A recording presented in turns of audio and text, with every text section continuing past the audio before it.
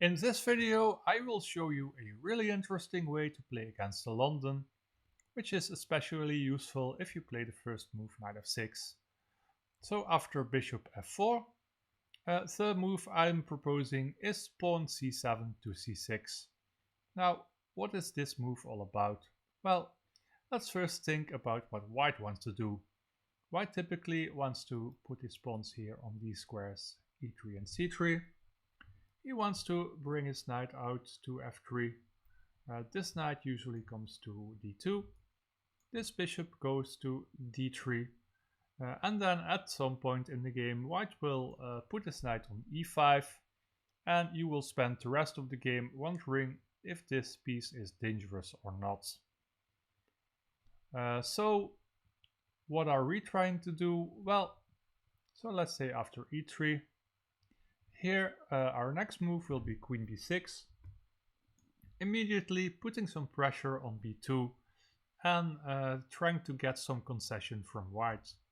So queen b6, and here the most popular moves are b3 and queen c1. So what we want to do is indeed queen b6 as the first move, then play d6, take away the square on e5, and if this queen moves, for example here, we can go knight h5, chase this bishop, try to trade our knight for the bishop. White players will usually capture h6 g3, and they hope that the h-file will give them attacking possibilities. What we then will do is play g6 and bishop g7, fianchetto the bishop, which will give a very solid formation on the king side. So then we will continue with undermining the center with c5, maybe e5. It's a very flexible system. Now let us take a look at the rest of the game. Here I could have immediately played knight h5, since the queen here has left the defense of this h5 square. But instead I played d6, and after c3, white sets up this typical triangle formation. So here I go knight h5, white goes bishop g5, h6, bishop h4, g5, bishop g3. I can take here immediately, that would be fine I guess. But also notice that we haven't moved this pawn yet, which means that we can develop this bishop here to one of these two squares. And the nice thing about f5 is that it stops bishop d3 for the moment. So now bishop e2, more or less forcing us to take on g3. And after h6 g3, white is hoping to use this diagonal for a later attack. So bishop g7, knight f3, we keep on developing, we keep white guessing where we are going to put our king. So knight d2, and here I decided to play c5 to put some pressure on the center to try to make this bishop on g7 a better piece. And white played knight c4, so here we drop our queen back to c7. White plays queen d2. This knight is kind of annoying here on c4, so we kick it with b5.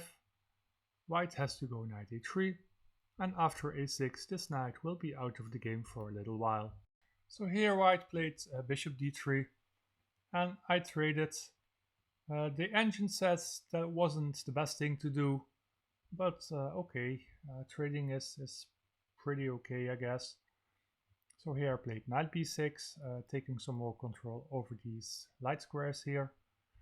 White plays knight d2, I castle, and here knight e4.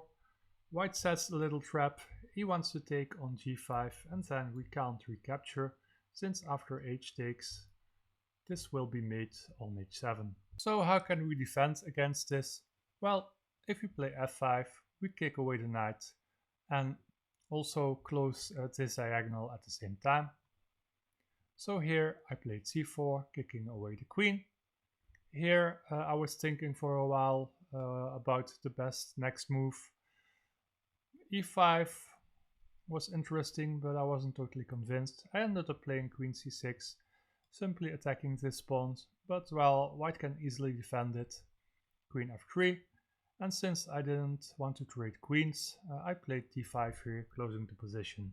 So my plan here is attack on the queen side with these pawns and pieces. So white played queen h5. I played rook b8, trying to bring in an extra piece. And after knight f3, here I had to calculate if knight takes g5 is dangerous or not. But I decided if white takes this, I can walk away with the king. So I just continued on with my idea. So b4, knight c2, takes, and after knight a4, white is already under some pressure. King d2, rook b2 infiltrating on the queen side. White sacrifices knight, takes, queen h7. Like I said, we can escape via e8. Not queen f6, because then white can take the d5 pawn with check. And also notice that we are attacking this f2 pawn through white's queen. So here queen takes g5, and here I got a little fancy. Rook takes c2, sacrificing the rook. Rook takes f2, and trying to infiltrate here via a3.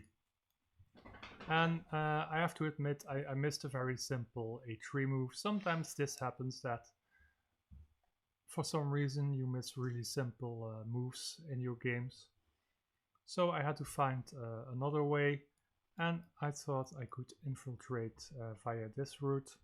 Also notice that the queen and the bishop, they do a pretty good job of protecting these squares on the king side. So queen e6, rook e1, and here I can infiltrate, and my opponent allowed to mate on c2. Now I will quickly repeat the main ideas. So d4, knight f6, bishop f4, and here c6, with the plan of going queen b6, pressuring this pawn, putting this pawn on d6, chasing this bishop with the knight when white doesn't have control over the h5 square.